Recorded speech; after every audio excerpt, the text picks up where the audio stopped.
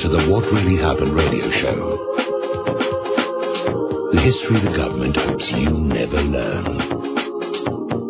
Here is your host, Michael Rivero. And aloha, America. Welcome to our show today. It's Wednesday, April 8th, 2015, hump day, middle of the weekday, starting that long, slow glide down to Pauhana Friday, and continuing insanity in the current world here. We have lots of stuff to talk about today. The phone lines are open, 877-300-7645, 877-300-7645. Tom is sitting in our control room, twiddling the dials, keeping us out of trouble, ready to answer the phone, and we've already got 2 callers waiting online. But before we get to them, I want to hit the top story. Obviously, over in Boston, the jury has found Dzhokhar Tsarnaev guilty on every count regarding his supposed participation in the Boston bombing. This really was a study in foregone conclusions. We all know this was going to happen. The jury was cherry-picked for people who were not connected to the Internet, people who were just responding emotionally to what they were shown, and Dzhokhar's court-appointed attorney literally went before the jury and said, yeah, he did it. He's guilty. I don't even know why I bothered showing up this morning. You know, and with a defense like that, obviously, the kangaroos are hopping, the railroad is running, and Tsarnaev was found guilty on every count. And now they're going to go through next week where does he get the death penalty or life in prison? And we all know how that's going to end as well. This whole trial has been a joke. I mean, it really has been a complete joke right from the beginning. We all know there is evidence that would have gotten Dzhokhar Tsarnaev acquitted before a jury had his, you'll pardon the expression, defense attorney, Judy Clark, who has a prior reputation of being the appointed attorney for government patsies. If she'd presented it to the jury, reasonable doubt would have existed. But that evidence was never shown to the jury. She told the jury, yeah, the guy's guilty. Yeah, some kind of a defense. Weeks for the prosecution, defense arrested after just 6 hours. This foregone conclusion. Not since James Earl Ray, Mumia Abu Jamal, and Bruno Richard Hauptmann has there been such a Stalin-esque show trial here in the United States of America. We're getting reports from inside the courtroom that Dzhokhar himself appeared to be on some very heavy tranquilizers during this whole period. Almost seemed oblivious to what was going on around him. And there's an interesting article that came out over in 21st Century Wire. 5 key questions that were not asked during the trial of Dzhokhar Tsarnaev. And they should have been asked. Because one question is, were the Tsarnaev brothers working as intelligence agents? In particular, the older brother, Tamerlan, who went to the American Committee for Peace in the Caucasus, organized by the Jamestown Foundation. That's a CIA front. And by the way, this is why I don't really have any sympathy for either of the Tsarnaev brothers. If they were working for CIA or FBI or whoever, they have to know, or they should have known, that these intelligence agencies that you work for, if they need a dead body, if they need a patsy, if they need somebody to just be sacrificed and left twisting in the wind, they will do it without hesitation. They did it to Lee Harvey Oswald, who was confirmed CIA asset. They did it to Timothy McVeigh, who we suspect was FBI. Another question should have been asked, what were all those Kraft International mercenaries doing at the finish line? The guys in the black jackets and tan pants?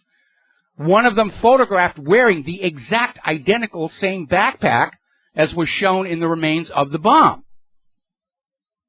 And then what's really interesting is going back and look at the history. After the bombing happened, the FBI made a public plea for any photographs from bystanders to help them locate the perpetrators. And, of course, there was a flood of photographs that came in, including the ones that showed the Tsarnaev brothers wearing gray backpacks.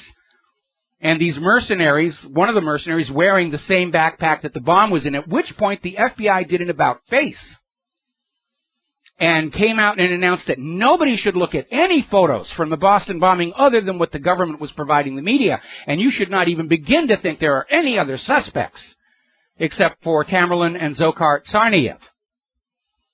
Which was kind of weird because before the FBI named the Tsarnaevs, there were 2 other suspects the Boston police were looking for.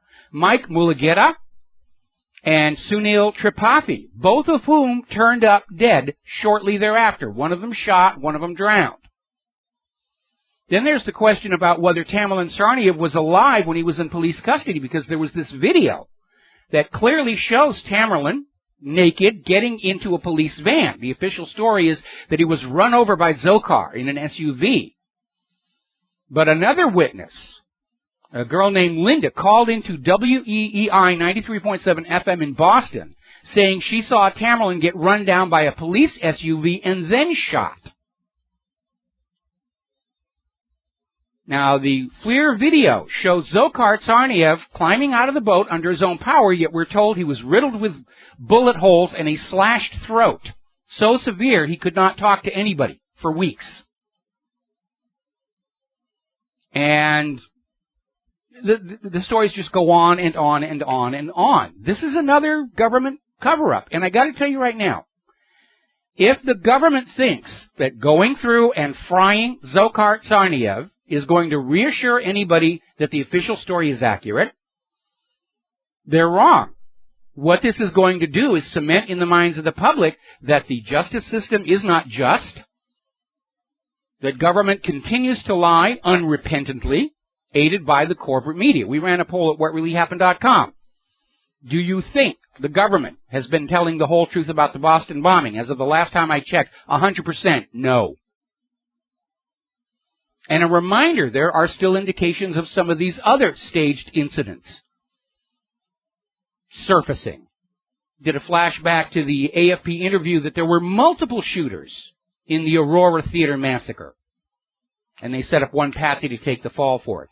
Meanwhile, we're getting a story that the brother of a 9/11 victim is now suing the BBC over their obvious foreknowledge of the collapse of Building Number 7. Because remember, they reported Building 7 collapsed 27 minutes before it happened.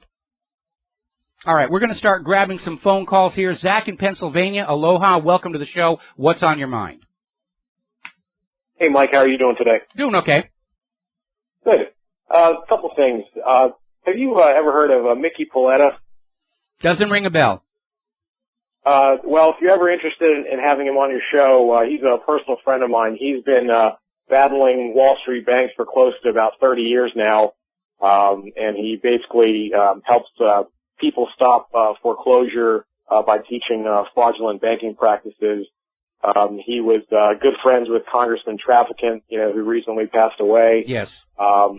And he's done a lot of radio interviews, and if you were interested, I could email you his number, and you could... please do. Let's get him on. We have a dearth of on-air guests right now, and that's my fault because I haven't been hitting the phones as hard as I'd like. But it is a fact that these banks and mortgage companies will take shortcuts to expedite getting their hands on your property, but if you catch them at it and take them to court, you can get your home back free and clear. And it's just part of the cost of their doing business that they take these shortcuts, and if they lose an occasional case, they figure, it's okay, we're still making money. Yeah, in Hillsborough County, which is Tampa Bay, Florida, I was just talking to an attorney down there. Wells Fargo sued themselves. I'm not sure if you're familiar with that or not. They didn't have the promissory notes or the mortgage notes of the property. So they were the first and second mortgage holder, so they hired a foreclosure attorney to foreclose on the property, and then Wells Fargo hired a defense attorney to defend themselves against themselves. I know it sounds bizarre, but... No, actually it sounds par for the course with this messed up economic and legal system. Anyway, listen, Zach, go ahead and email me that contact information. I have to let you go now. Thank you for the phone call. We got to take a break for commercials. Back with another phone call after these few words. Hello, hi, America. Welcome back to the show. I'm looking at the Fox News feed, and they've moved off of the Tsarnaev story to the situation that is unfolding in Uganda, where there has been an assassination attempt on their chief terrorism prosecutor. And the person who was arrested for suspicion of taking part in this assassination attempt is a former inmate of Guantanamo. And the spin we're getting from Fox is say, this is why we have to keep Guantanamo open. We've got to take these people, we've got to keep them locked away because they're going to go back to being terrorists. Well, even the military tribunal the kangaroo court at Guantanamo saying most of these people are completely innocent. But if you take an innocent person, say a baker, and you take him away from his home, you throw him in a prison, you torture him to find nuclear weapons that don't actually exist, and then you let him go, do you really think he's just going to go back to being a baker? The solution to this recidivism problem is that Guantanamo should never have been allowed to open, or any of these other CIA torture sites. All right, we're going to start grabbing phone calls here. Dustin in New Jersey. Aloha, Dustin. Welcome to the show. What's on your mind? Yeah, hi, Mike. Yeah, the Sarnia brothers, I mean, the one brother went to Dagestan, and, you know, that's obviously right next to Chechnya, I believe. And, I mean, they're part of a cell, and then when their usefulness is, you know, they're useful idiots. You know, they get used and they get killed. You know, that's what happened at the Boston bombing. They were planted there while somebody else did it, and then, you know, it got set up. But wasn't their uncle working for the CIA, running guns to Chechnya? Yeah, and they're married. There's even marriages to CIA personnel. They're neck deep in it. And everybody listening to this show who pretends that they're James Bond because they're doing little favors for the intelligence agencies, you remember this. You are very disposable. At any time they decide they need a patsy or a dead body. And what really makes this kind of weird is if you look at Tamerlan Tsarnaev, this guy was a rising star. He was handsome, he was rich, he drove a nice car, the women all loved him, he was a champion martial artist aiming at a film career. He wanted to be the next Chuck Norris, and he could have done it too. And does a guy like that all of a sudden decide he's going to go carry out a bombing? Not really, he's got too much to lose. Life is being good to him. It just absolutely does not fit the pattern.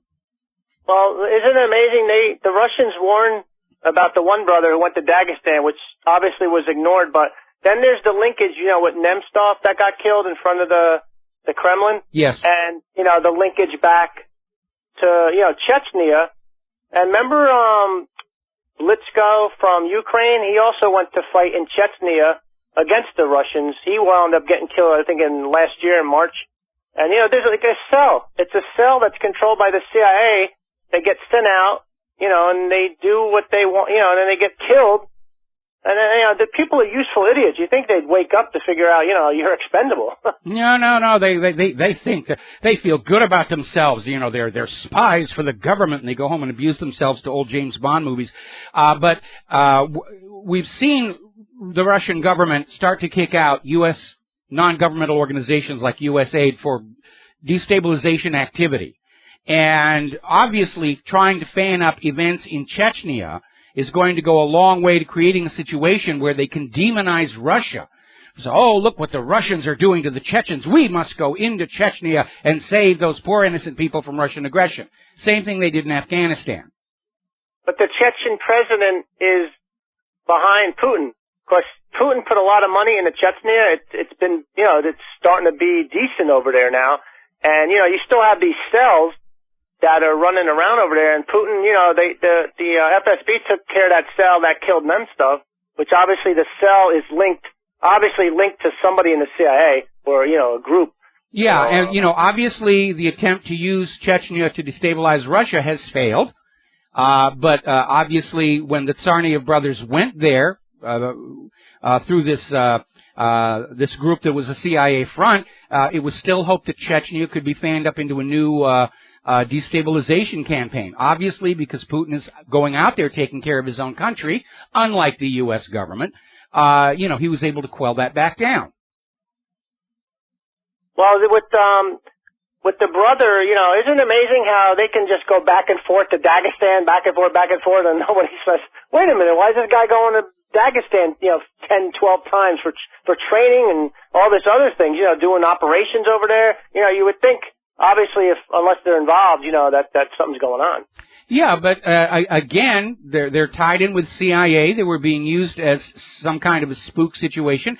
Tamerlan, in his private personal life, very clearly was not political, and he wasn't interested in Chechnya or Russia. He was out there building his body, being a martial arts star, and he was thinking about a movie career.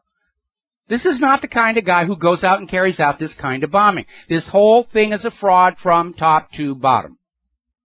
And Mike, I wanted to change topics on the Greece and Russia meeting. I just want to tell people, they're not going to let you know what's in the details until the pipeline's been finished being built between Greece and Turkey, because after that, then they'll probably say nighty-night to the EU and NATO. Could very well be. I'm sure they talked about a lot of things, ways to skirt the EU sanctions, suspension of the food boycott from Russia to Greece. Now, Putin did issue an announcement that Tsipras has not asked for financial aid from Russia, but of course that could change at any time. But as of right now, that was not part of the talks. Yeah, because they just can't tell, they're not going to tell the world what they discussed, because then the EU, NATO, and the US and the UK will try to, throw a monkey wrench in it. It's called chess. Absolutely, absolutely. Thanks, Mike. All right, we're going to let you go and switch over real quick to Brian in Pennsylvania. Aloha, Brian. Welcome to the show. What's on your mind? Hey, Mike, can you hear me okay? Yeah, I can hear you just fine. All right, I don't like to admit this, but I actually have a Facebook account, and I hate Facebook with all the passion in the world. But I like a whole bunch of gun pages, I guess you could say. And all these people are constantly going crazy on the Iran nuke deal, saying how it just gives windows for Russia to bring all kind of nuclear weapons in so they could bomb the crap out of Israel. And it's just, people are going nuts over something that isn't even real. Well, you need to understand, Israel's government pays Israeli and, for that matter, Jewish students in many countries, including the United States, to basically sit at home and post pro-Israel propaganda to the web. That's why you never see these people having to work at the local fast food restaurant. It's not even being kept secret. Israel's Ministry of the Interior openly advertises for people to come to work for Israel to post their propaganda, and they get paid. Some of them get scholarships. The really effective propagandists are getting their education paid for. And they're there basically putting out Israel's propaganda. But we all know that's what they're doing, which is why generally we ignore what they say. Brian, I got to put you on hold for 4 minutes while we go to commercials, and we'll be right back after these few words. Aloha, America. Welcome back to the show. And now Fox News is going on about how the chaos in Yemen is sparking new terror concerns here in the United States of America. Those gosh darn Yemenis, they're coming to get you unless we bomb them all first. Or words to that effect here. All right, we're going to go back talking to Brian in Pennsylvania, and you had something else you wanted to add.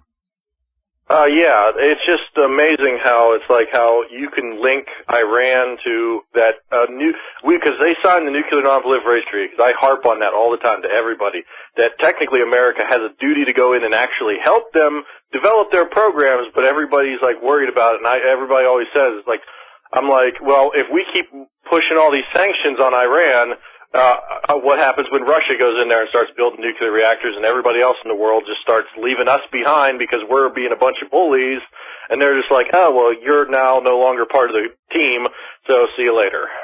Yeah, that's a really important aspect. Right now, the world is watching the United States of America openly violate treaty obligations with regard to Iran and the NNPT, and this disastrous chasm opening up between the White House and Congress is sending a signal to the world that foreign leaders don't know exactly who they're supposed to talk to find out what the U.S. is about. And by the way, that is the reason why the Constitution puts foreign policy squarely on the White House and the State Department, so that there's a single point of contact for foreign governments to come in and hear what's really going on.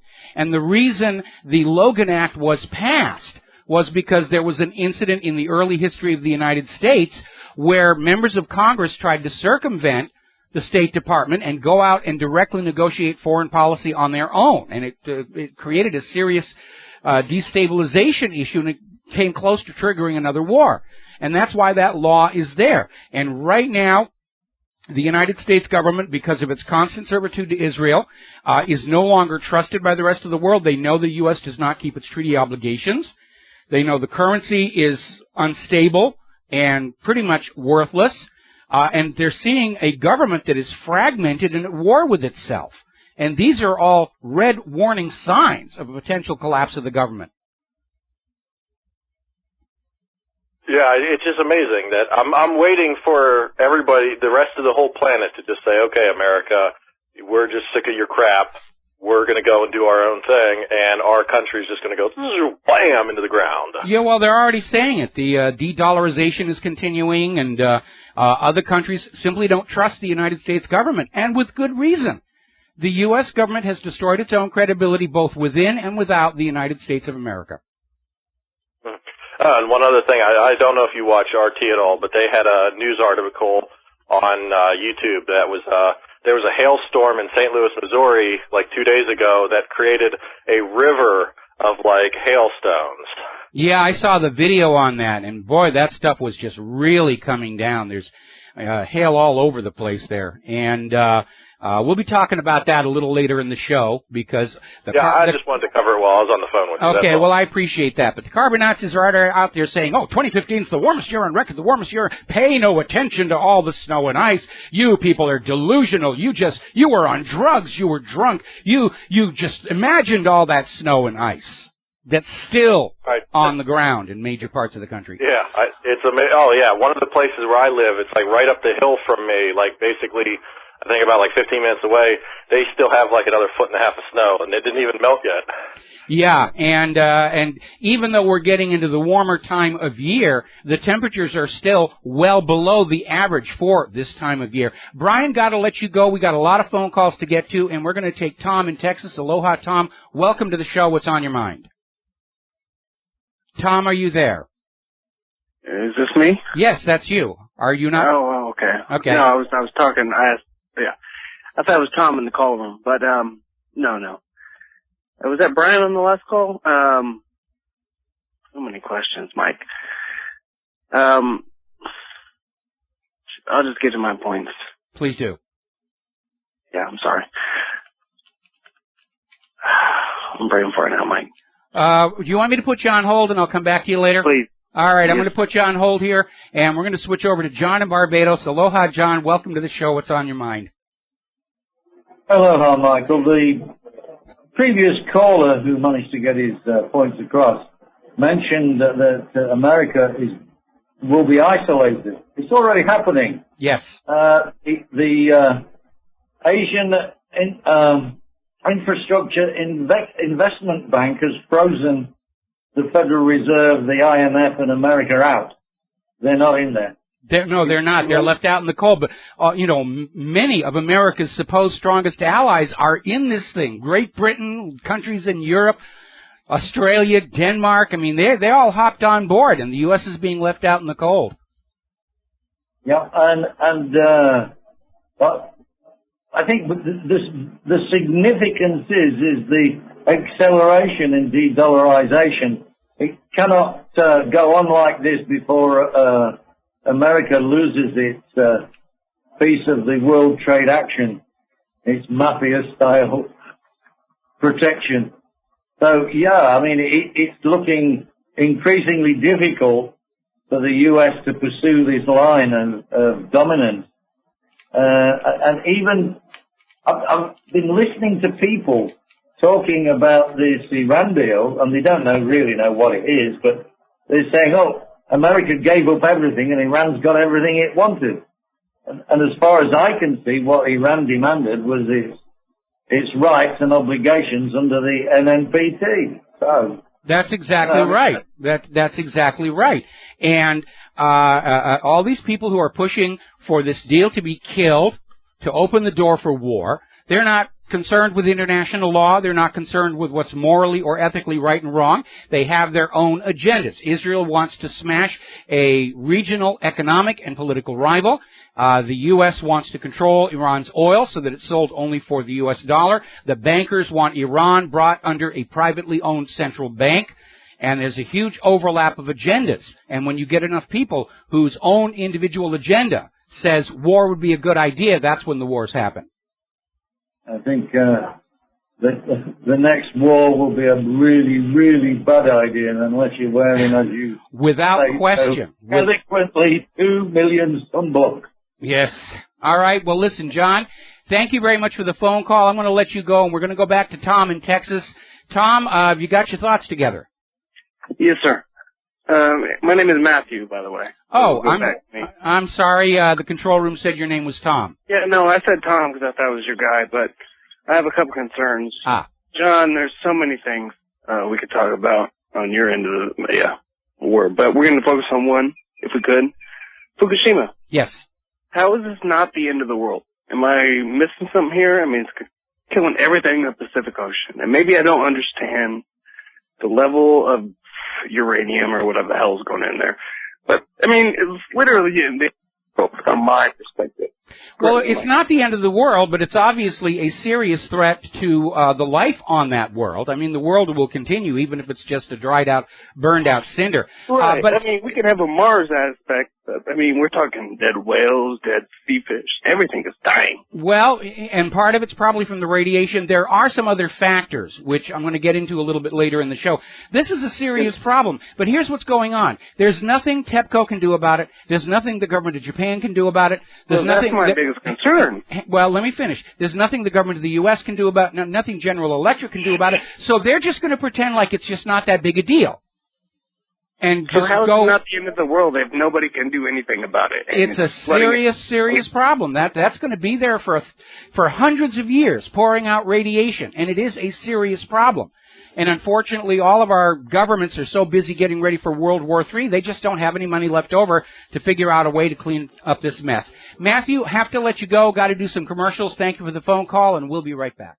And aloha, America. Welcome back to the show here. Now, turning up to Russia and Ukraine, there are a lot of observers who are looking at Kiev's request for peacekeepers as merely providing a screen behind which Poroshenko can rebuild his military for an attack on the eastern Ukraine.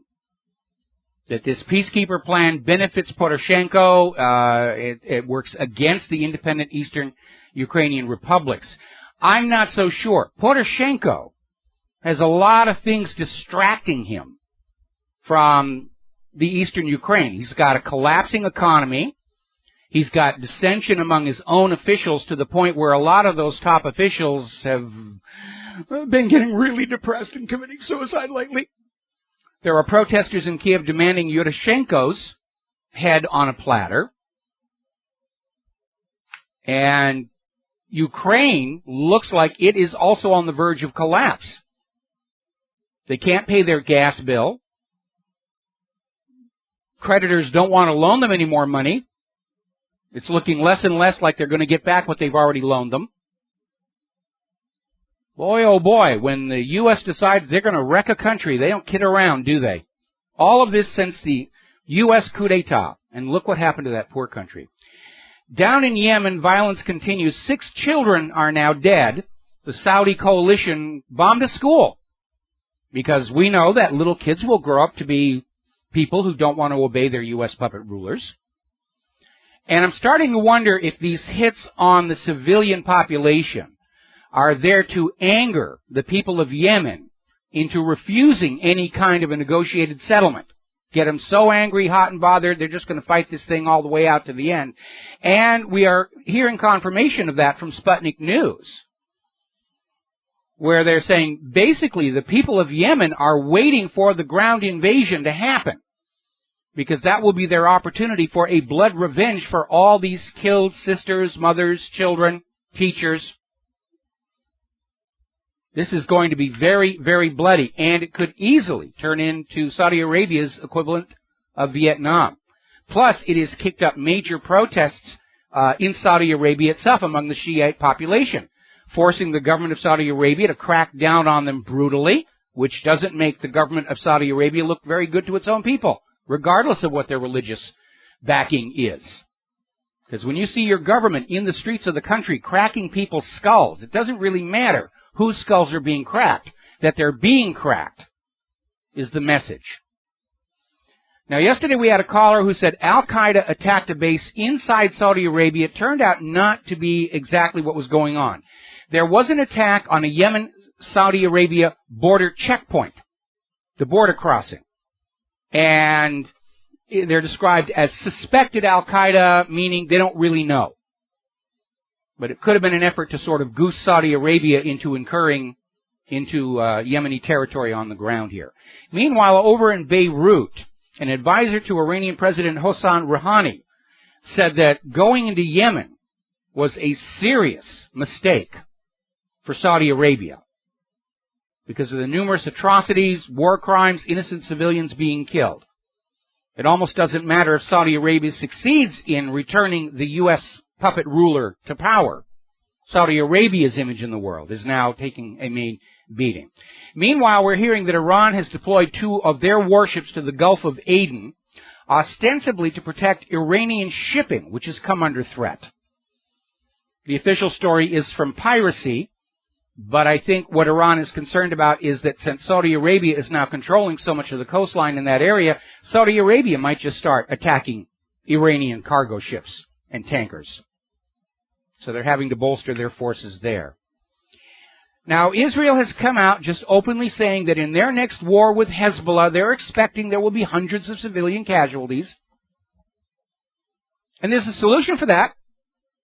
And that's for Israel to stop attacking their neighboring nations. Israel has always said, they're terrorists. They made us do it, Mommy. We didn't want to have a war, but, oh, they fired a bottle rocket at us. Anyway. Story coming out of Ex-Republic TV. The Israel lobby and its associated neocon war criminals will block, if they can, the nuclear energy agreement worked out by Putin, Iran, and Obama, which has the potential to bring to an end this U.S. orchestrated crisis over Iran's nuclear energy. And this is a disaster politically for the United States, because the whole world understands the United States and Iran both signed and ratified the Nuclear Non-Proliferation Treaty. Israel has not, despite being a nuclear-armed state. Iran is playing by the rules. The U.S. is currently in violation of Article 4 of the Non-Proliferation Treaty, which requires the U.S. to assist Iran in building peaceful nuclear facilities. And in using the threat of military force and sanctions to coerce Iran to surrender its rights under the Non-Proliferation Treaty, it is the U.S. that is in violation of international law. It is the U.S. government that has gone rogue. It is the U.S. government that is failing to live up to its international obligations, and everybody's seeing that. The reputation, the honor, if you will, of the United States of America is being sacrificed on the altar of war against Israel against Iran to please Israel. Now, there's another story that came out of Top Documentary Films, and it's basically looking at AIPAC, and everybody's saying, same question I've been asking for years. What is this so-called special relationship we have with Israel? We always hear that. Oh, we have to give them money because of the special relationship. We have to give them weapons because of the special relationship. We have to veto UN Security Council resolutions against Israel because of the special relationship. Okay, what kind of a special relationship is it? Would somebody explain it to me? Has Israel planted a dozen nuclear bombs inside America that threatens to detonate unless the U.S. government always does what Israel says? Are they simply taking enough money from the American taxpayer where they can bribe our government against our nation? What exactly is this special relationship? Nobody seems to have an answer other than Israel demands and the U.S. capitulates. Meanwhile, the UT San Diego is reporting that Israeli media is now putting out the story that the framework agreement has reduced Iran's breakout time for a nuclear weapon to 0. That's the propaganda. If this agreement is finalized, it means Iran can build a nuclear bomb tomorrow. That's the propaganda they're putting out there, the fear-mongering. But Israel has been screaming that Iran is on the verge of a nuclear weapon since the 1980s. It has not happened. Now, there's another story. This is in the Times of Israel.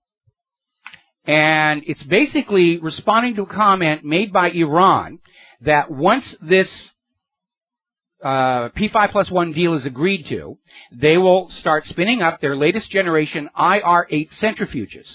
And Israel is saying, this is nonsense. Those are the most powerful centrifuges. They're not supposed to use that. It clearly breaches the U.S. published terms of the deal. And therein lies the problem. Because Iran has already gone public saying the terms of the deal as stipulated by President Obama in his press conference are not what is actually in the agreement that was reached. And when Obama was out there making these claims, the first thing I said is he's going to make some bogus claims so that down the road he can say, Iran is in violation of this thing we told you they agreed to, even though they didn't. And it's already happening. And again, behind it all, why should Iran not have a nuclear weapon? It's not going to attack Israel. Israel has hundreds of nuclear weapons, including hydrogen bombs. Iran is not going to attack the United States. We have enough nuclear weapons in the United States to burn the outside of the earth to a crisp and for an encore bounce the rubble. What a nuclear-armed Iran really is in Iran very difficult to invade and conquer. That's what this is all about. Keeping nations helpless so they're easy to pick off one by one by one by one by one. Given the history of U.S. aggressions in the region, Iran is justified in wanting a nuclear weapon for deterrence. Remember that word? That was the word that was used to sell our parents' generation on spending the money to build this awesome nuclear killing machine for the United States of America. Oh, we'll never use these bombs on other countries, even though the U.S. is the only nation to have actually done so at Hiroshima and Nagasaki. These are only to discourage other people from attacking us. Doesn't Iran deserve the same protection? Got to take a break for the news. We'll be right back. Hi, America. Welcome back to our show. Hour number 2. The phone lines are open, 877-300-7645. We've got a caller waiting on the line right now. I'm going to get to you in just a minute. But I want to sort of finish up on some of this Iran stuff here. Top Democrat backs bill okaying Congress to sink the Iran deal. This is coming from Senator Chuck Schumer, saying they've got to pass a law that will allow Congress to usurp the authority of the State Department and the United Nations.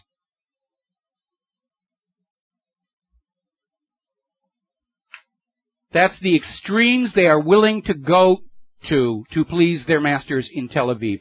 We ran a poll on my website. Should Obama be required to get congressional approval on the Iran deal? 3/4 said no.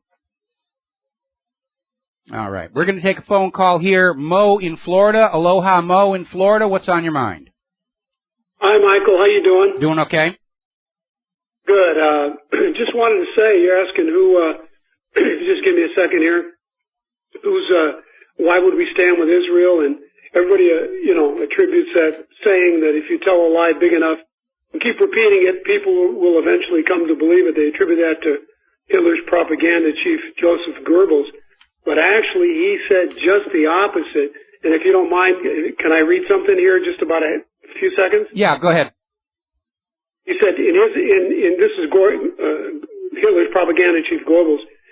In an address given in September 1934 in Nuremberg, he said, good propaganda does not need to lie. Indeed, it may not lie. It has no reason to fear the truth.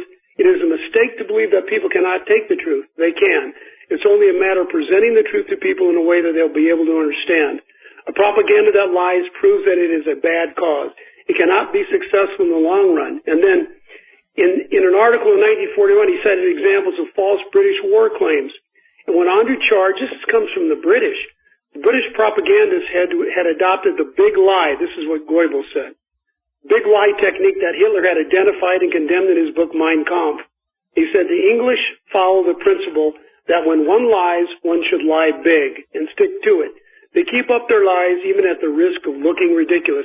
I'm no Nazi apologist. They're the worst people that probably... No, and you shouldn't be, but, one of the big lies we've been told is that Hitler advocated the use of the big lie, and anybody who's actually read Mein Kampf knows it's exactly the opposite, and certainly we're seeing our government follow that same British model. Lie big, human caused global warming, Sarnievs are guilty, and no matter how ridiculous they look, they just keep on supporting the lie, because they can never once back off and admit that they were trying to hoax us, or people stop believing all of the lies. Of course, we're already at that point anyway.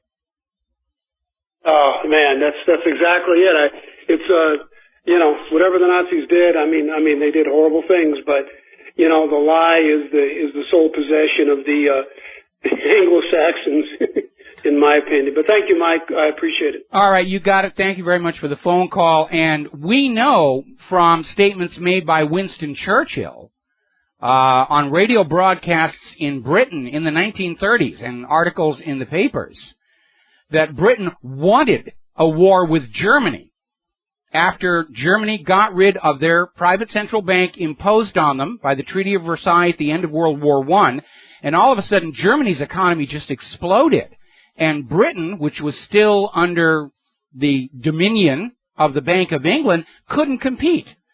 Because the reality is no nation enslaved to a private central bank can compete with a nation with a free economy. And that is why every time a nation breaks free of private central banking, they're immediately attacked by all the other nations with private central banks. And that's exactly what happened to Germany. Now, Hitler's big mistake was letting himself get suckered into this. And that was his big mistake, and he wrecked his own country in the process here. All right, we're going to grab ourselves another phone call. Hello? Hi, Michael. Good afternoon to you. Good afternoon. What's on your mind? I think I have an answer for you about this special relationship.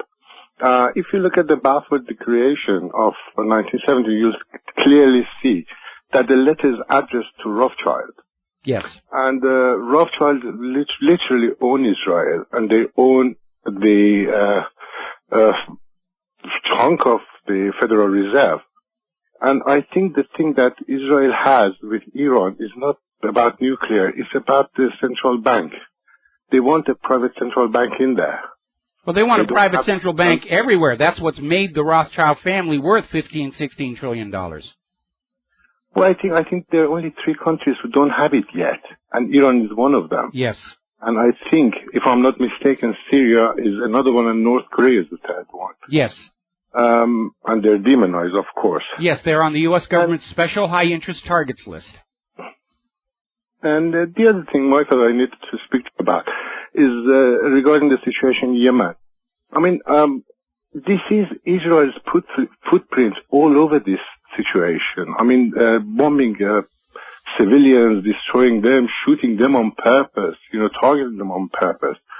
I mean, this is clearly an Israeli offensive. I disagree. Saudi Arabia is using the same methods, but this is basically about the fact that the U.S. intervened in Yemen. They installed a puppet ruler. The people of Yemen didn't like being under a U.S. puppet ruler and kicked him out.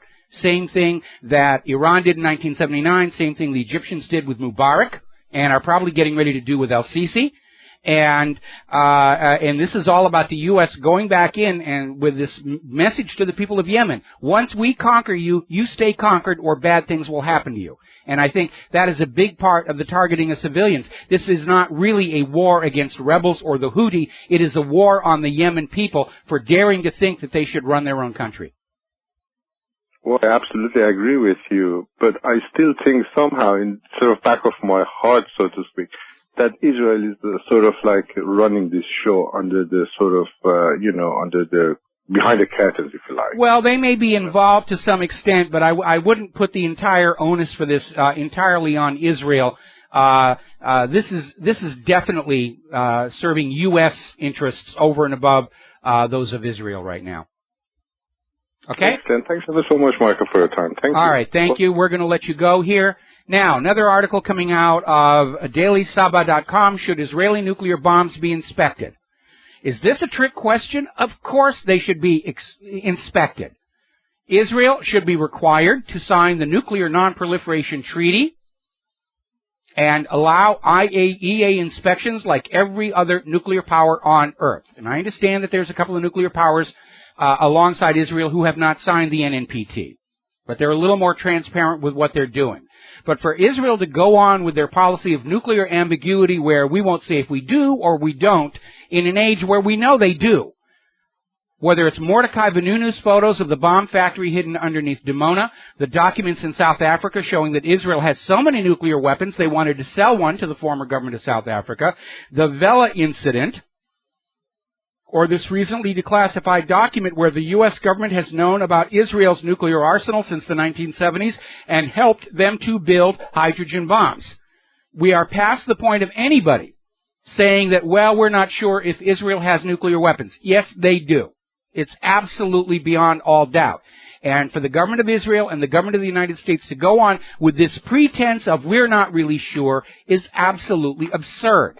And again, I keep going back and thinking about that Obama's first press conference as president. And Helen Thomas asked him a simple question. What nations have nuclear weapons in the Middle East today? Obama danced away from it, and the next day Helen Thomas was gone. And I understand she has passed on now, but I think Obama does owe her a posthumous apology. She'll never get it. But clearly Obama did know at that time. The U.S. government has known since the 1970s. Remember, John F. Kennedy was dealing with this issue. He was absolutely adamant that Israel not be allowed to acquire nuclear weapons. So they were dealing with this all the way back in 1963. We got to take a break for commercials, and we'll be right back. And aloha, America. Welcome back to the show. We're still talking about Israel. We're talking about Iran. And there was a very interesting story in the Times of Israel. The headline reads, Israel could send Iran back to the Stone Age with electromagnetic bomb. And we have heard rumblings about the EMP bomb for a very, very long time. And the copy is basically saying that at any time it wants to, Israel can destroy all of Iran's electrical network and everything. Anytime they want to, with a specially designed electromagnetic bomb, if there is a war between the two countries. Now, the claim is this bomb would be detonated above the ground, creating an electromagnetic pulse that will wreck anything running on electricity. Okay, that's the propaganda. And I'm suspicious. I think this story of an EMP bomb is a cover for Israel's use of a nuclear weapon over Iran above the atmosphere, which will generate an EMP that will cause a huge amount of damage to the electrical system and appliances and motors and everything. But there's a reason to doubt there's such a thing as an electromagnetic bomb. Okay? And it has to do with the simple physics. Unlike any other bomb, which destroys itself as it destroys the target, a theoretical electromagnetic bomb has to maintain its physical integrity while it's in use. Now, electricity in wire travels at 0.2 the speed of light. Any break in the wiring of the coils producing the magnetic field will instantly collapse that field. Now, this limits how much power that can go into such an electromagnetic bomb, as it has to be able to withstand its own magnetic field that it produces. Now, that's not an issue for an imp created with a nuclear weapon detonated above the atmosphere, because the electromagnetic pulse is not produced by the bomb, but by the sudden displacement of the Earth's own magnetic field. And I'm very concerned about all these stories about electromagnetic bombs and super bunker busters as a cover for the covert use of nuclear weapons against Iran. Speaking of electromagnetic pulse, claiming that is an issue, NORAD is going to revamp the Cheyenne Mountain bunker. And for those of you who may not be up to speed on that, if you ever saw the movie War Games, actually it's been used in a lot of movies. It's this military command post buried deep under Cheyenne Mountain. And it's supposed to be bomb-proof, and actually Russia developed nuclear weapons powerful enough to destroy it. But because of the threat of EMP, they're going back into Cheyenne Mountain. And I guess somebody decided that the concept of the airborne command structure, NECAP, the TACAMO planes, and so forth, was a lot more vulnerable than they had originally thought. But they're going back in and they're going to do a renovation, new carpeting, paint, new artwork on the walls, polish up those springs that all the buildings are on, and reopen Cheyenne Mountain. Now, here's a very interesting story. Back in 2006, during Israel's war on Lebanon, war for the Litani River, there were 4 UN military observers who were killed when Israel bombed a marked United Nations observation post. Israel said, oh, it was a horrible accident. We feel really bad about that. Okay? Well, now it has come out from the wife of one of these people. He'd been sending her emails saying the UN observers were witnesses to Israeli war crimes against the Lebanese people. And I guess Israel was, even back then, monitoring all the email. And they bombed this UN observation post before they could formally report to the United Nations about Israel's war crimes. And just to show their spite, once again, Israeli forces have fired on an injured Palestinian fisherman fishing off their own coast of Gaza. Just to prove they can do it, I guess. Speaking of shooting, there's been an incident up in Afghanistan where an Afghan soldier, supposedly on our side against the Taliban, opened fire on U.S. troops. And this is the second such insider attack this year. On January 29th, an Afghan soldier killed 3 American contractors. I'm beginning to think those people of Afghanistan don't like their U.S. puppet rule.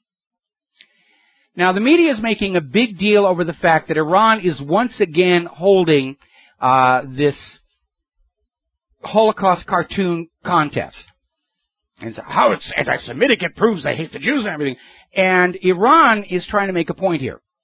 Because if you remember back during that whole Charlie Hebdo false flag, the idea was that Charlie Hebdo was making fun of Islam, and that angered a lot of Muslims, but that's free speech.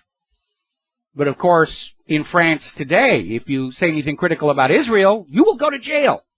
And it's funny how free speech is getting really, really selective. You have the freedom to say whatever you want as long as we agree with it first. And I think this contest is unnecessarily provocative. I don't think it's the greatest idea, but they are making a valid point. If it's freedom of speech for Charlie Hebdo to put out offensive cartoons about the Prophet Muhammad and the Pope and Jesus, then it's freedom of speech for Iran to have a cartoon contest regarding the myth of the Holocaust. Now, turning to the economy, we have this article out of Counterpunch, Eurasian Emporium or Nuclear War. And they're talking about this very obvious difference between Russia and China, who are building an economic co-op across the globe, as opposed to the U.S., which is still trying to promote its you will use the dollar and our IMF only, and pointing out how German Chancellor Angela Merkel is approaching Beijing, trying to get them to disrupt this multi-front strategic partnership with Russia. And basically what it proves is, despite Merkel's public statements, that she is still selling out to the U.S. geopolitical agenda. Russia's making deals. China's making deals. The U.S. wants to make war. Who do you think is going to prevail in the long run? Now, we have been talking for a long time about the concept of odious debt. This is a recognized principle of international law that says the national debt incurred by a government for purposes that are other than the best interests of the nation and its people are not enforceable. And there have been actual cases in international law regarding this. And now, odious debt is starting to surface as a concept in Greece. We'll be right back. Hi, America. Welcome back to our show. And before we went to the commercial break, we were talking about the concept of odious debt, which is a recognized principle in international law, that debts incurred by a government not related to the nation and its people are not enforceable against the people. If a government is borrowing money to build schools, roads, hospitals, rail systems, dams, yeah, you're on the hook for that, and you should be. But if a government is borrowing money to build surveillance systems to spy on you, to fight wars of aggression, to hand oodles of cash to political cronies, that is odious debt. And now we are starting to see news stories and videos in Greece starting to bring up the issue of odious debt related to the coercive means by which Greece has over time been plunged further and further into debt.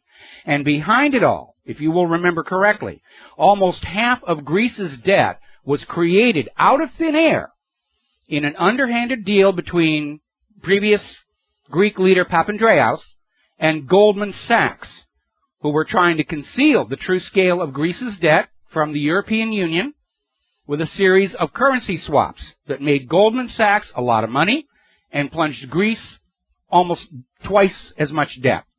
And when Papandreou came out and the new government came in, they took a look at the actual accounting and said, oh boy, are we in trouble. Now, obviously, under the definitions of odious debt, that chunk of debt created out of thin air is odious debt.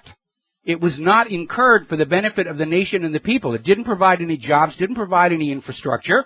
In fact, for all that debt, the people of Greece and the nation of Greece got absolutely nothing. This was all for the benefit of Papandreou and Goldman Sachs. And so now there is a apparently grassroots campaign starting to crank up saying, yes, much of Greece's debt is odious debt. We're just going to write it all off. If it's illegal, we're going to write it all off. And as we mentioned yesterday, Wall Street has already come up with their little escape hatch regarding the credit default swap sold against Greece and Europe's debt. They're just going to pretend it's not an issue, which means if you bought credit default swaps against Greece or Europe's debt or against anything, you're probably holding absolutely worthless paper, because before the credit default swaps will pay off, there's this committee that has to get together and vote that a credit event has actually happened. And this committee is made up of representatives of the very same Wall Street financial firms that are making zillions and zillions of dollars selling these credit default swaps. And to date, to the best of my knowledge, they've never actually acknowledged a credit event. And we need to talk about this and get it out there, because they can't be allowed to go on selling credit default swaps if, in point of fact, they're never made good on. It's fraud. It's absolute fraud. Now, as you know, Tsipras and Putin had a meeting, and they were talking about discounted gas from Gazprom to Greece,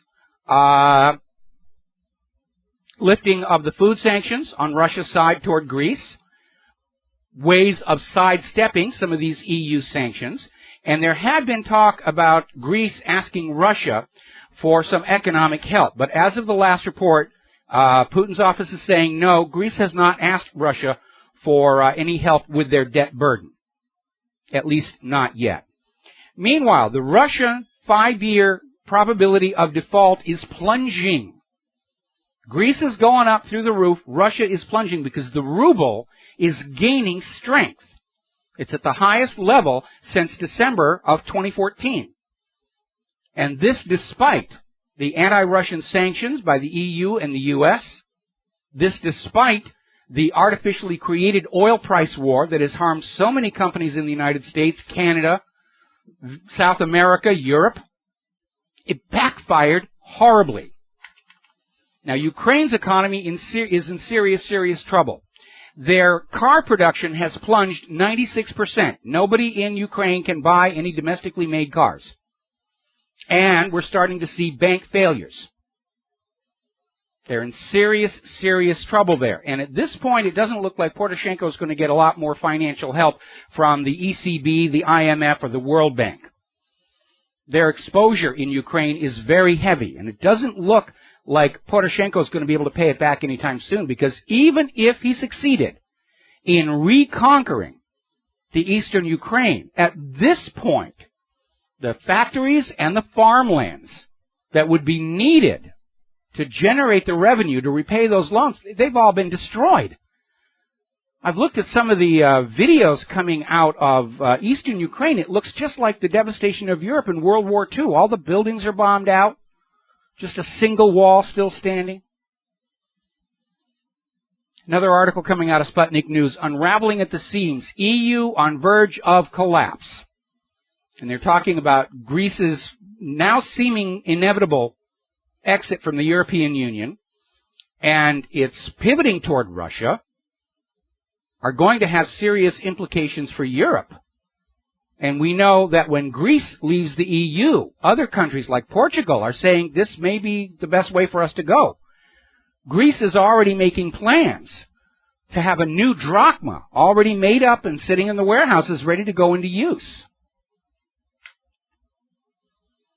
Now, Iran officials are currently in China to discuss oil supplies and Chinese investments in Iran. Remember what I said, all these sanctions against Iran, they're going to harm the United States and Europe that were doing business with Iran and now can't. And what's Iran going to do? They're going to turn around and they're going to pivot to Russia and China and the rest of Asia, who are too smart to get suckered into these U.S. sanctions. And that's what's happening. Iran is saying, fine, U.S. doesn't want to buy our gas and oil anymore. We're going to just sell it to China. And if the sanctions against Iran get lifted, do you think that business is going to rapidly come back to the United States? Oh, no. They're going to be very comfortable with the deal they've made. Iran is clearly preparing contingencies to continue life, even if the P5+1 agreement fails, because they can read the news as well as any of the rest of us, and they can see all of Israel's supporters in the United States are just absolutely dedicated that they're going to kill this deal because they want to see Iran economically crippled so they're not a threat to the profits of Israel, except it's not going to happen. Because Iran is doing business with Russia and Iran is doing business with China, peace through commerce. And these sanctions have this habit of backfiring on the U.S., EU, and other countries. Now, apparently, according to an article over an Investment Watch blog, there was a margin call from the European derivatives market against a German bank, and it almost collapsed it. Came right on down to where they were going through the desk drawers looking for coins, trying to make the margin call. Margin call is what slammed most people during the crash of '29. Now, 5 United States banks each have more than $40 trillion in exposure to derivatives. And they cannot go on just saying, we're going to pretend the derivatives don't exist, the credit default swaps, because they'll collapse the derivatives market. Nobody will buy that paper anymore. It's going to be completely worthless. Now, fund manager William Kay is out there saying the volume of derivatives linked to the currently artificial low interest rates is so huge it would threaten the world financial system if interest rates are raised. The total global exposure to derivatives is $400 trillion. The global gross domestic product is only $40 trillion, 1/10 of the amount. That's how out of control they've let it go. We'll be right back. Hi, America. Welcome back to the show, and we're talking about the economy. We're talking about events around the world here. Now, Russia has announced once again they are willing to go on supplying gas to Ukraine and supplying gas through Ukraine to Europe as long as it's paid for in advance. And that's a very forgiving, understanding thing for Russia to do, considering Ukraine owes them still $5 billion for gas they've already used. Now, Poroshenko's attitude has been, shall we say, non-productive, where he's demanding that Russia just give them the gas or sell it to them at an extreme discount and write off the earlier debt because Poroshenko is broke. But once again, we're seeing Russia's trying to keep the situation calm and under control. Meanwhile, one of the things Putin and Tsipras did talk about is the new Turkish Stream pipeline project, which will make Greece Europe's energy hub, bypassing Ukraine, at which point Russia can shut off that valve to Ukraine and Europe will not be harmed. So, now we're looking at a story in Blacklisted News. This could sink banks in Greece, Portugal, Spain, and Italy. And they're talking about some of the very shady accounting games the banks are playing to be able to claim they're maintaining minimum cash balances, what's called the core capital. And apparently, these banks in Greece, Portugal, Spain, and Italy have been playing a funny little game in counting deferred tax assets as core capital, even though it could not actually be allocated for lending and investment. On paper, it does a good job of making the banks look like they're still solvent. But the actuality is these banks are already in serious, serious trouble. There's going to be a time, not too far off, where no amount of fraud and deception is going to be able to convince people that the banks are safe places for their money. or that they even have any money at all. The economic establishment and the Federal Reserve, the private central banks as a whole, are failing, and badly. They don't know what to do because they will not go back and examine the basic premise of private central banking.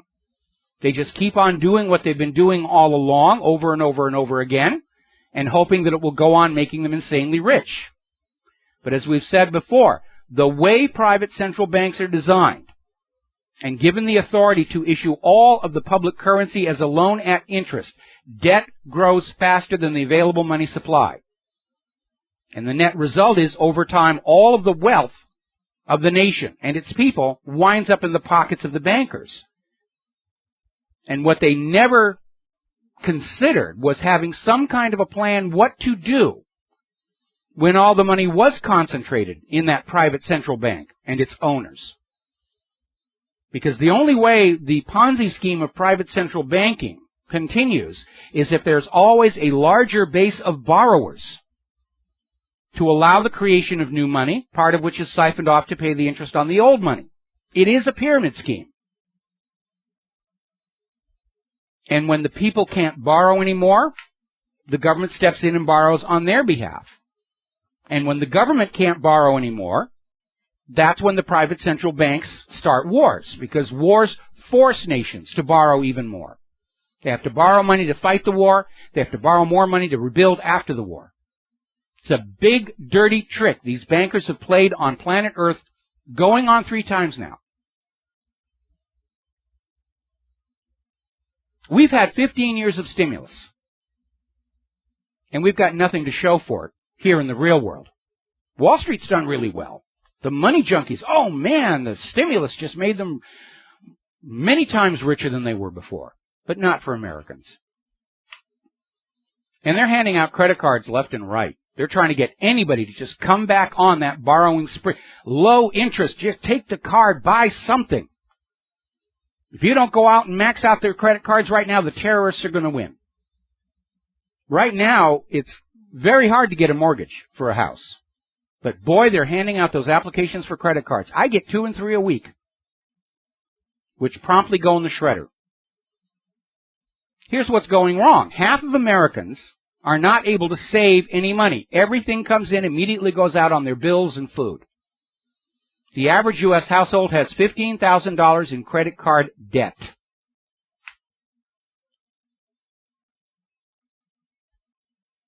And we're down in the area of negative bank rates, which are designed to stimulate borrowing, because that's the only thing that keeps this little Ponzi scheme going. And they're out there screaming, you know, more people have got to borrow. That our system is dependent on that. But all of these policies, negative bank rates, easy credit, all rely on the assumption, and we know what assume means, that people will start borrowing again, supporting the pyramid scheme of central banking, if the cost of borrowing is attractive enough. But the reality is that people are not borrowing because they have little confidence in the future of the economy, and hence their own ability to repay new loans. And as long as the bankers ignore that aspect of what's going on, that lack of confidence in the economic future, they will keep on driving this system right off a cliff. Why aren't people borrowing? Kind of a weird story here that we saw over in Wall Street Journal. Americans pull back on credit card debt in February, which from the point of view of Wall Street and the bankers, that's a bad thing. You can't pull back on using your credit cards. You've got to use them more. That's what makes America great. And they're out there trying to drop the blame on the unseasonably cold weather that we just went through, which you're supposed to forget all about because the carbon Nazis are already out there saying 2015 is starting out to be the warmest year on record. Isn't it kind of fun to watch the propaganda bite itself on the rear? So people didn't use the credit cards because they were cold. Actually, when people get cold, they have to buy more heating oil, chains for the cars, warm weather clothing. It wasn't the cold. It's the economy that is discouraging people from doing more borrowing. And by the way, 2015 isn't the warmest year on record. Now, over at the Bureau of Labor Statistics, they're still trying to figure out some way they can convince everybody the economy is fine, that it's not gone back into recession, that jobs are out there to be had in plenty. And they keep announcing every month so many new jobs created. And what they're not saying is how many jobs were lost and how many people who had high-paying jobs are now been forced to take low-paying jobs, or even worse, two low-paying jobs. And this article was putting out there about, have you ever noticed, they'll make these glowing announcements about the economy, and then to the end of the quarter they'll revise it downward. Well, we had some new data come in, and yeah, it really was kind of a mess back then.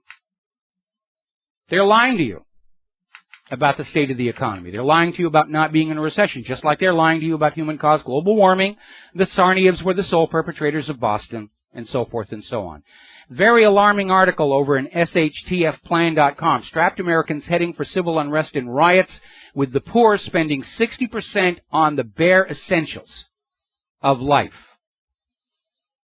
And it's certainly not beyond the realm of possibility. They've got major protests all over Brazil because Brazil has started outsourcing their high-paying jobs to other countries. Brazil is doing to their workers what the American economy did to American workers. And they're very angry about it. One more story before the news break at the top. Apparently over the Easter holiday, thieves broke into Hatton Garden, a jewelry store, cut through the roof, shinnied on down the elevator lift, broke into a vault and emptied 300 safety deposit boxes. Total estimated take, 200 million pounds sterling. Brilliantly executed plan, very carefully thought out in advance, or I would not rule out an inside job to cash in on the insurance.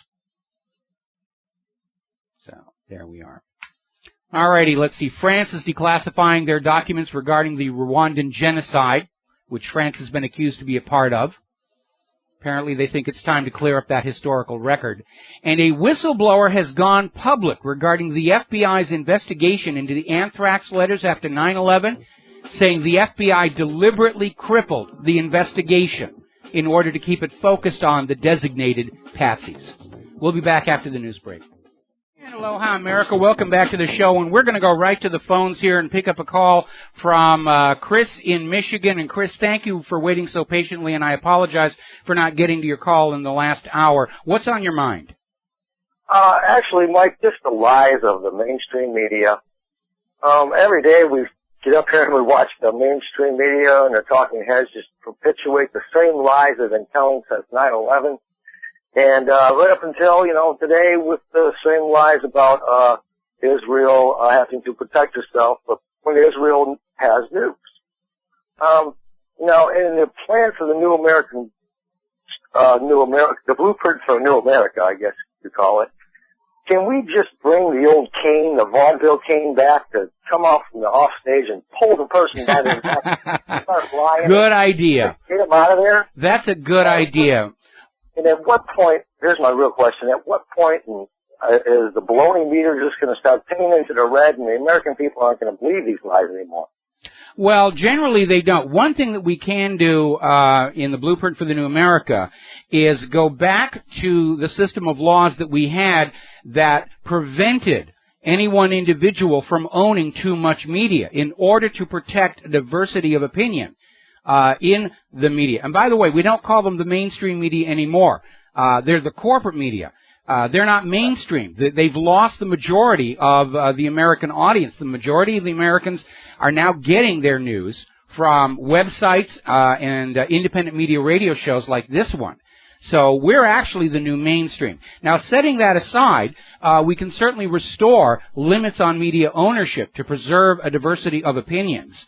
And we need to do that. But starting all the way back with Desert Storm, Congress started rescinding all those laws, and they made this little deal with the large media conglomerates. If you will report the war the way we tell you, we'll let you start buying up all your small competitors. And that's why today, virtually everything that Americans see, hear, or read off of radio, TV, and the published newspapers is controlled by just a dozen individuals and corporations. And that was something that the Founding Fathers knew they could not allow to happen in order to prevent the people from being propagandized into a new war or a new tax or a new whatever. like having the Rothschilds own AP and Reuters? Yeah, very much so. The idea was that individuals were allowed to own media in the basically where they lived, in the city they lived in, and they couldn't own too much of it. So you couldn't have one individual who owned like all the top newspapers in all the cities of America, and that was done precisely to make sure that nobody's opinion dominated the public debate.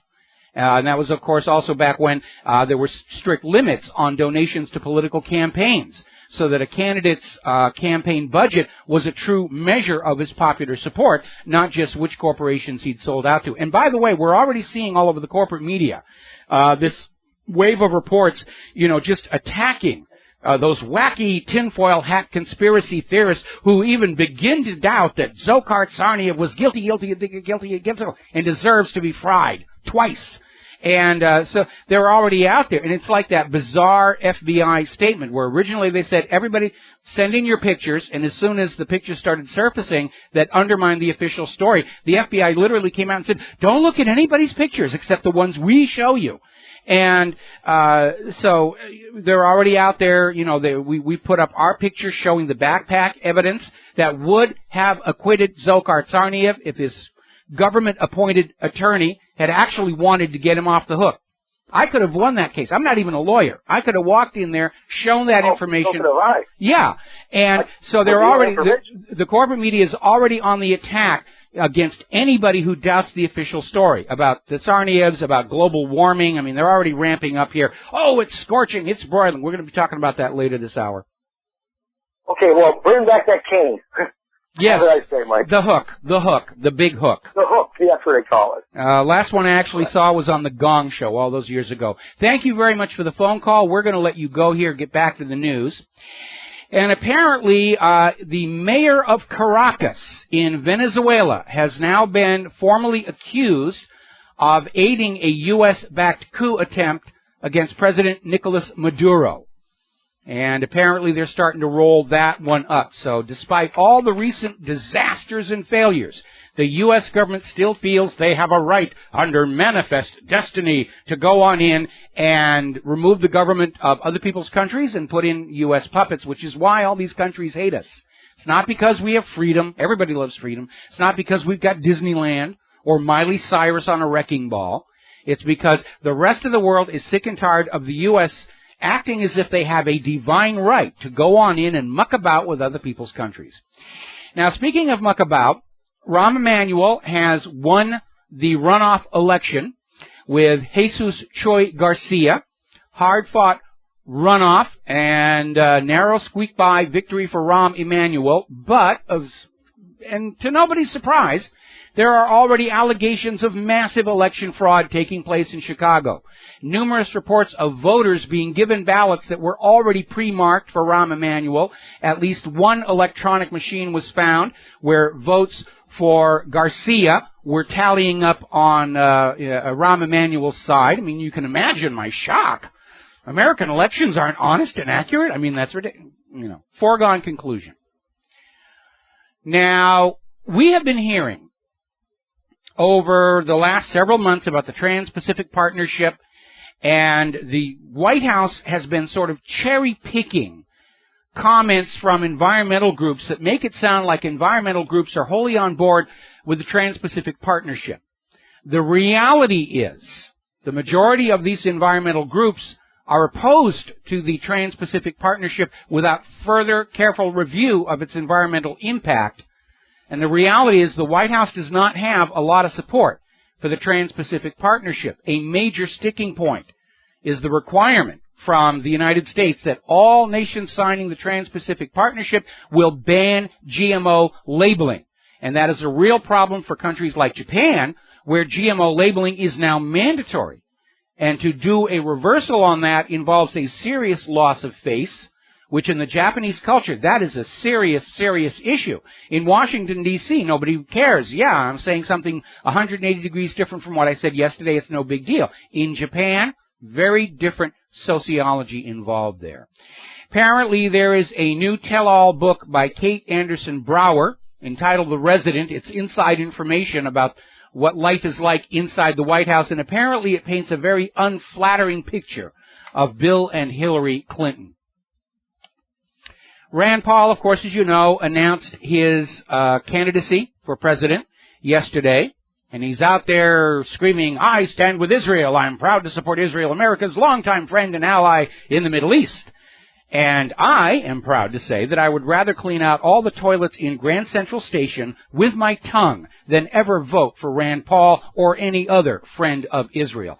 That being said, I have to wag the finger at YouTube, which has removed Rand Paul's presidential announcement because it supposedly included a track of music that's under copyright.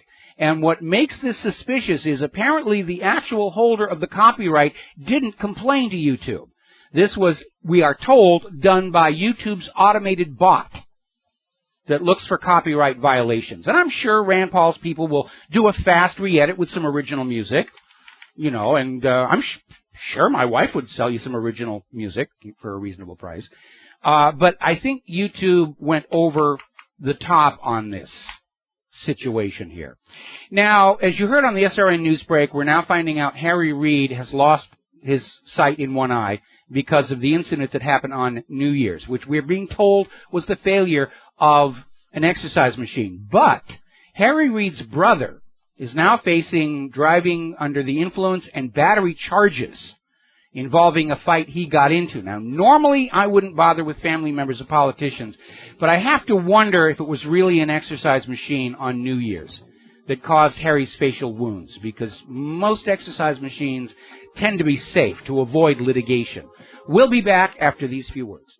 And aloha, America. Welcome back to the show. Now, as you heard on the SRN news break, the U.S. government is now saying that the hackers who broke into the unclassified section of the Department of State's computers were from Russia.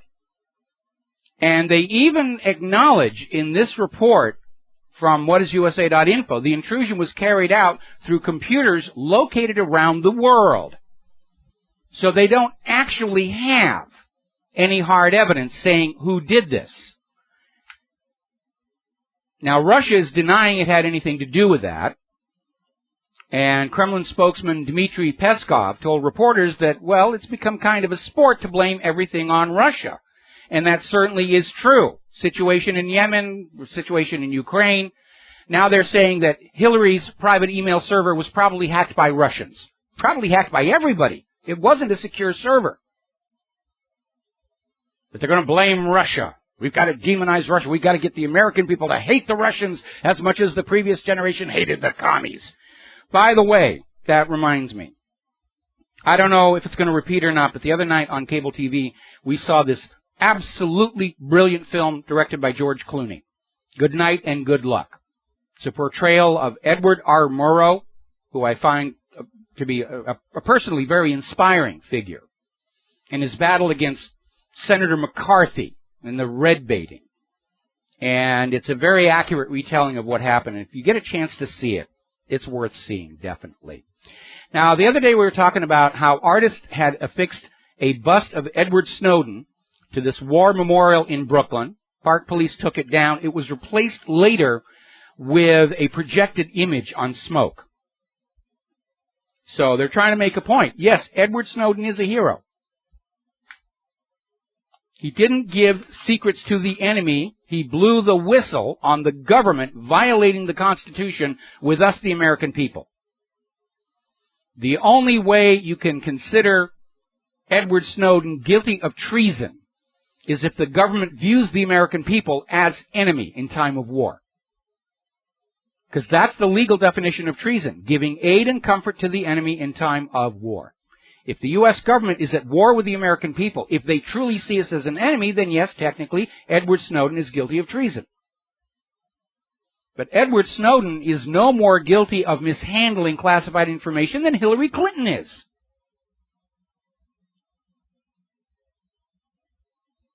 Now, interesting story coming out of the court battle over the impending amnesty. U.S. District Judge Andrew Hanen, following arguments by the U.S. government, is refusing to lift his order blocking the president's unilateral, and I would add unconstitutional, action on granting amnesty for millions of illegal immigrants.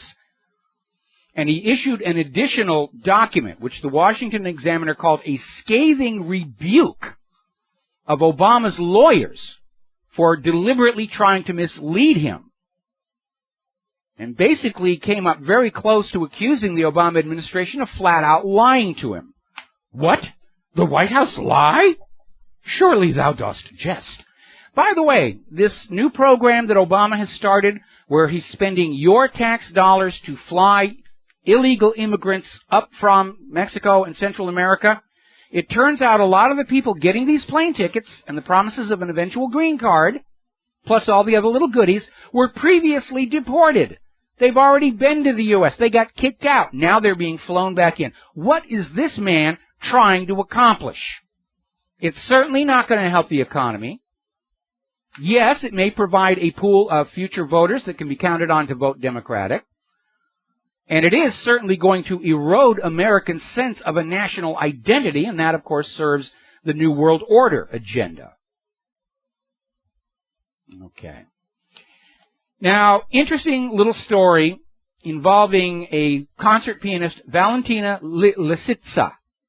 And she used to be with the Canadian Orchestra. And she was born in Ukraine, has lived most of her life in Canada, and she did some tweets about what's going on in Kiev and how the newly installed government in Kiev is fascistic in nature. Yeah, because when the U.S. overthrows a government and installs a new government, that government is always fascistic. All wealth to the money junkies. And because of that tweet, she has been kicked out of Canada's Toronto Symphony Orchestra. And it's caused a huge furor all over social media. And isn't it funny how all these people that screamed freedom of speech following the Charlie Hebdo false flag don't actually practice freedom of speech. They practice permitted speech. You have freedom of speech as long as we agree with you. If we don't agree with you, the common sense thing is you should shut up or you'll lose your job. This is not a politician. This is a lady who plays Rachmaninoff for a living. And they kicked her off the orchestra for expressing on her private Twitter account concerns about her birthplace and what it's going through right now. Permitted speech is not the same thing as freedom of speech. Freedom of speech means the freedom to say things that other people find offensive or shocking or don't agree with. And their correct response is to stand up and say, I don't agree with you because, and then exercise their freedom of speech. So you get a dialogue and a debate out of which people who are listening to you can form their own opinions. But apparently forming your own opinions is now verboten in the fatherland up there in Canada. You will believe as you're told to believe, or we'll slap you with a maple leaf or a hockey stick. Now, as you know, there's a big, huge stink going on in North Charleston regarding this police officer, Slager, who gunned down in cold blood a fleeing suspect from a traffic stop.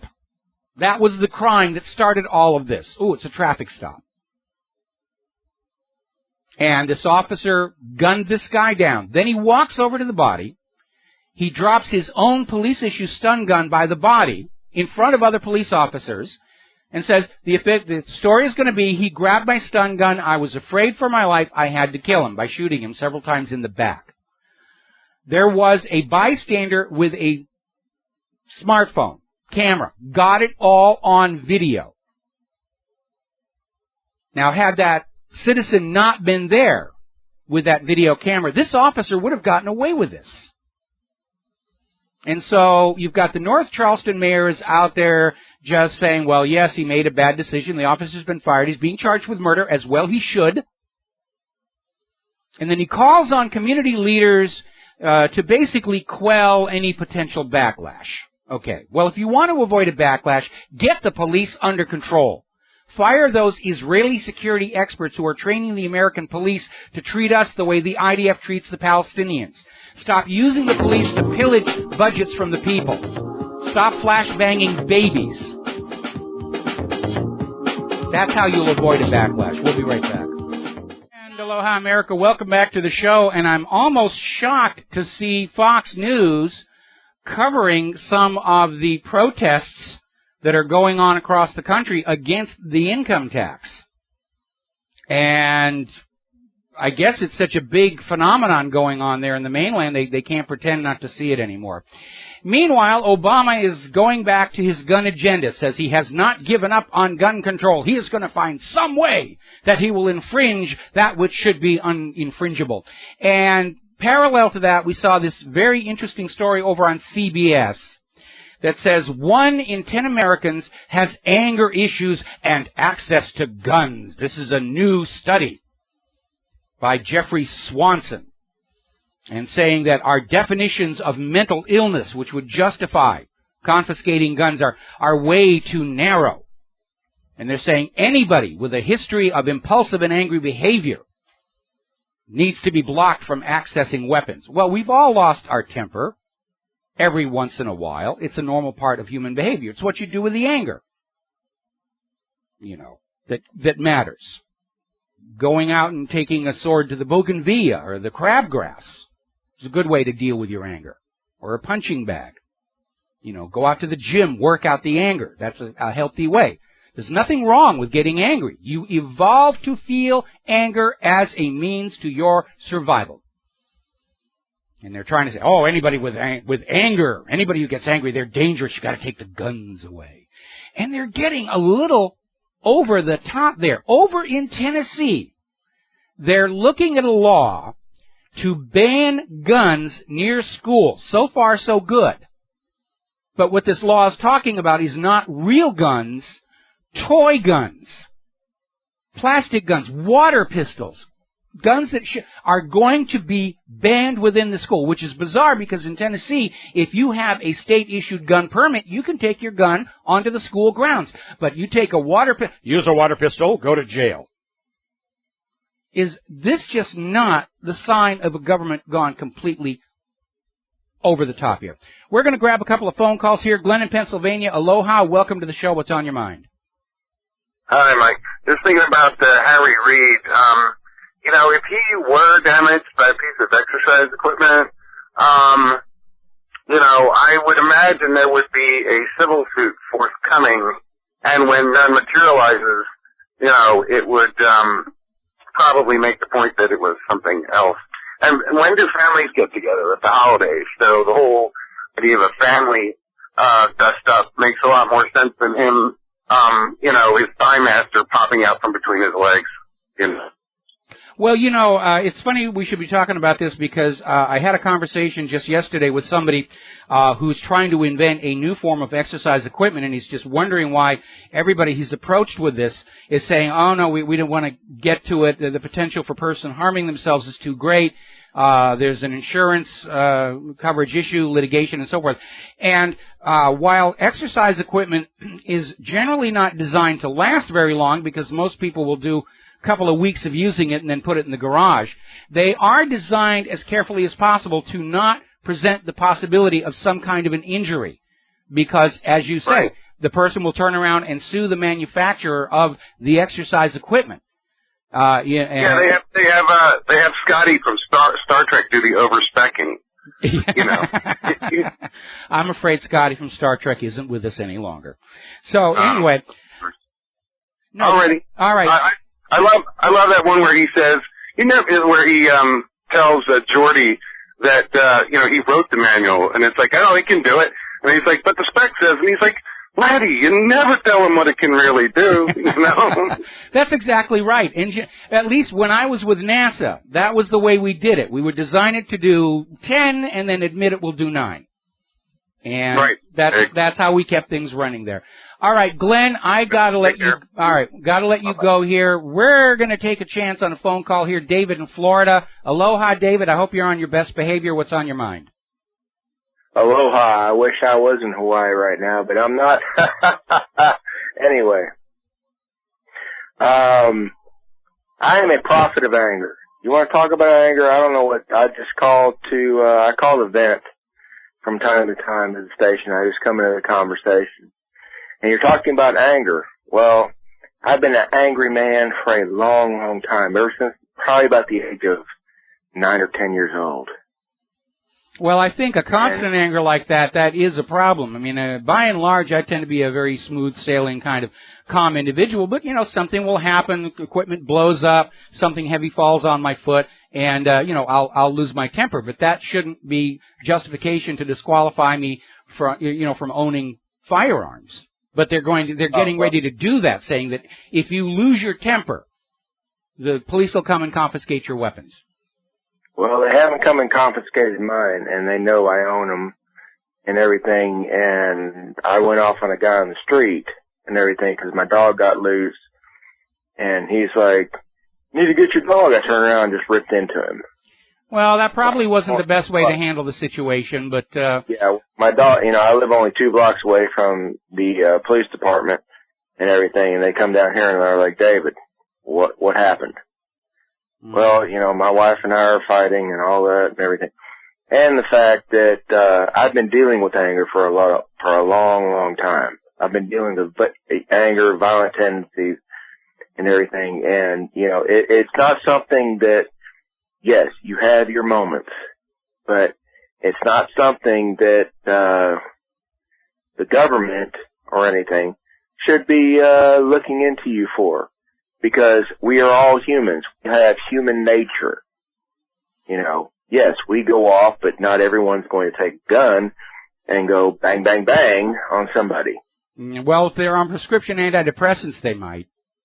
Well, I'm not. That really is the issue. It's not whether people are getting angry. It's whether they're on these mind-melting prescription medications.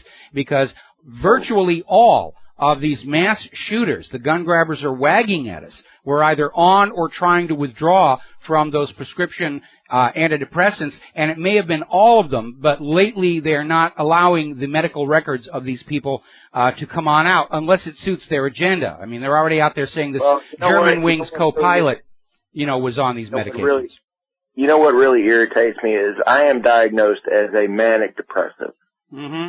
And they have tried me, you know, doctors and everything have tried to put me on, you know, medications and stuff and everything. I'm like, no, you're not going to turn me into a zombie. Sorry, you're not going to alter my mind. If I want to alter my mind, I will drink alcohol. I'll drink beer. Yeah. You know what? And then I will put a fork in my left eye and say, that hurts, but I'm not going to shoot anybody. Yeah, well, I see your point of view. I mean, as long as you are not harming anybody else or yourself, you know, what you do, how angry you get, it's none of the government's business. And I have. And that's the thing, is I have harmed myself in the past and everything. You know, I have done things. I have been violent towards my wife. I have been violent towards my son and everything, and I've learned from those. And I've gone, oh, my God, I will never, ever do this again. Well, that's a good lesson that you learned. My mind is strong enough to figure out, you know, hey, don't do that again because you're going to wind up 2.5 nights in jail, which I did. Well, you know, over time you start to see the warning signs of your temper getting out of control. I do, and I'll just say, I'm starting to get angry. I'm going to just walk away. Anyway, listen, David, got to let you go here. We've got to take a break for commercials, and we'll be back after these words from our sponsors. Oh, hi, America. Welcome back to the show here. Last segment of our program today, so we're going to spend some time on human-caused global warming. And apparently in a recent TV interview, Barack Obama came out saying that global warming gave his daughter asthma. Now, that is a bit of a reach. In fact, it's actually absurd. Now, there's no question that asthma, like autism, is just exploding throughout our population. And nobody's really sure where it's coming from. When I was a kid, I never heard of asthma. It just wasn't there. Neither was autism, and it's just exploding throughout our population. Is asthma the result of some of the toxification of our food and medicine and environment? Probably. But he's going to blame global warming. Now, there was an article over at Natural News that took the National Geographic justifiably to task for their most recent article in which they're out there trying to say, why don't people trust science? Who are these wackos who think global warming isn't real or that vaccines might be dangerous? And the idea is that at one time, National Geographic had a reputation for being very upstanding, honest, and accurate in its reporting, and now, like every other part of the American corporate media, it's just out there selling its brand to the advertisers, to the moneyed interest. And so National Geographic had this article, The War on Science. And, of course, along with concern about GMOs and vaccines, they had to toss in there the perennial favorite, the moon landings was fake, and trying to denounce anybody who refuses to believe anything a scientist says as some kind of a whack job here. Now, I come from a science background myself. But through the years, I have seen science. You've seen science get hijacked and distorted and corrupted for political or economic gain. Or they just make goofs. Yes, a diet soda in mid-morning is good nutrition. A candy bar is actually good for you. Why should we not blindly trust science? Well, alchemy for one, phlogiston chemistry for another. Prior to the 14th century, astronomers were convinced the Earth was the center of the universe because that's what the church wanted. And they spent hundreds of years of scientific research in universities on the theory of epicycles, which holds the record for the longest-running scientific goof in all of history. 17th century doctors thought rubbing chicken dung into your scalp would cure baldness. They thought leeches sucked disease out of patients, along with all the blood.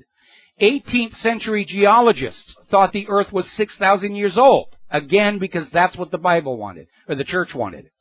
Prior to the 1950s, scientists thought proteins carried our heredity. Until the 19th century, doctors thought infection was caused by bad air, or malaria. Up until the 1950s, scientists claimed cigarettes were good for you. They had a machine that would pump tobacco smoke into your bottom, which is the origin of the phrase blowing smoke up your derriere. Until 2005, doctors thought ulcers were caused by stress. And National Geographic should not be questioning why people do not trust science after its own 1999 Piltdown chicken scandal. Science does not claim to be perfect. Science does make mistakes. The beauty of science is supposed to be they admit it when they're wrong, not just use the label of science and a white laboratory coat like modern religious icons to push agendas onto people. And shame on National Geographic for being part of the propaganda that we should just accept anything somebody claiming to be a scientist says as an absolute unquestioned fact. Scientific method depends on reproducibility of results, not, oh, I collected a bunch of data, here are my conclusions, I got rid of the original data, just take my word from it, which is what we got out of the Hadley Climate Research Unit. When they were said, oh, the hockey stick is here, temperatures are going up. Oh, can we see the raw data? No, you can't. We couldn't afford a hard drive to store it on. That was actually their excuse. Meanwhile, back here in the real world, ships await rescue for days in Lake Superior ice. Apparently, some 15 ships are now trapped by the lingering ice from this harsh winter. They're trying to get at them with icebreakers. I got an email from Tokyo this morning. It was snowing there. And if you are in California heading out on I-80, there is a mandatory chain requirement for Donner Pass because of the snow and ice there. New Jersey climatologists, March was historically cold again. Vermont, New York see record cold temperatures from January to March, coldest it's been in 121 years. And a reminder, when you start seeing all these articles about, oh, we've got data that says 2015 is already the hottest year on record. Remember, not too long ago, reported in the Telegraph, these people pushing global warming were caught rigging the data. And there was this guy named Paul Homewood who was checking the published warming data from 3 weather stations in Paraguay against the original raw data. And in all three cases, the raw data showed cooling, and after the statistical adjustment and seasonal correction, all of a sudden the cooling data was warming again. They're flat out lying to you. They're unrepentant. Because they want your carbon tax money. Or they're trying to salvage their reputation. Or, at least from the corporate media, they're still desperate to prove they can still convince you of anything. Because if they've lost that ability to get you to believe that warming is cooling, that freedom is slavery, that ignorance is strength, that war is peace, then they're no longer of any use to their corporate masters, and they stop getting those $1 million paychecks to lie to you.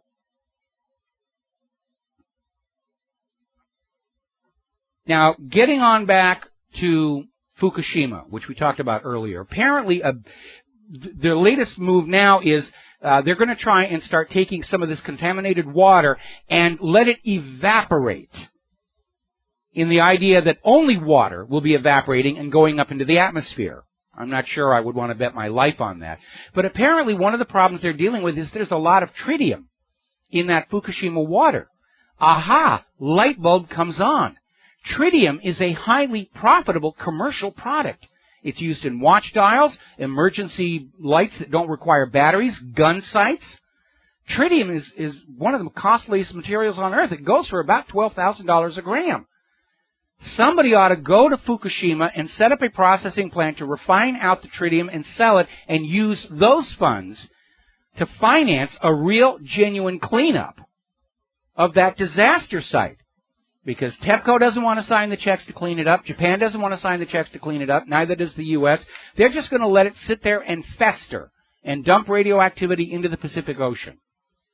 And then wonder why so much of the sea life in the Pacific is dying off. But, to be honest and fair, Fukushima might not be entirely to blame. Very interesting article out of State of the Nation 2012. And they're talking about the discovery that our runoff water from sewage treatment, we already know it contains a lot of unmetabolized medications that people take. And they're looking at the number of women who take birth control pills, and the leftover from that hormone goes into the sewage plant and it gets dumped in the ocean, and they're beginning to see how these hormones are affecting the fish. Male fish are being feminized. Fish are not reproducing as much. These are dangerous chemicals, and we're just dumping them down the drain, and the sewage treatment plant doesn't deal with them. They just dump them. New evidence that the oil dispersant used by British Petroleum in the Gulf of Mexico is causing harm to humans and wildlife, and it goes on and on and on. There's the music. Time for me to get some animation work done, pay a few bills around here. We will be back tomorrow here on the Genesis Communication Network. Until then, stay informed, make good choices, stay skeptical, allow yourself to be angry, channel it creatively, constructively. Please tell all your friends about Genesis Communication and WhatReallyHappened.com. We need to grow our audience. We need your support. Unlike the big networks, we don't get paid millions of bucks to lie to you. We're telling you the truth for spare change from under the seat cushion. We'll be back tomorrow. Aloha, America.